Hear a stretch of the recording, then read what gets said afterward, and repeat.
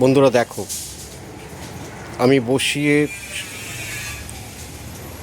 আমার এক দিদি বলে ডাকি, উনি একদম নিজের মতো দিদি। তো ওনার বাবার কাজটা করালাম, অর্ধেক কাজ হয়েছে। এটা শ্রাদ্ধের কাজটা সম্পূর্ণ হলো, বাৎসরিক শ্রাদ্ধের কাজটা। এরপর পিণ্ডদান বাকি আছে, উনি পিণ্ডদানটা করাবো ওনাকে। তা একটানা তো বসে উনি পারবেন না, ওনার পায়ে ব্যথা, যার জন্যে ওনাকে একটু ছেড়ে দেওয়া হয়েছে। এবার উনি একটু বিশ্রাম করবেন, মানে একটু জল খাবেন না, উনি একটু হাত মুখ ধোবে, একটু হাঁটাচলা করবে,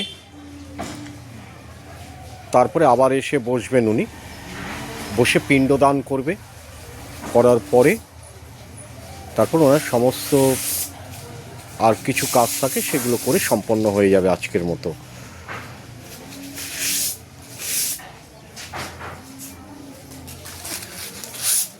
এই যে ভদ্রলোকের নাতি হন, মানে দিদির মেয়ে, এটা ছোট মেয়ে, খুব লাজুকে মেয়ে, ভালো মেয়ে।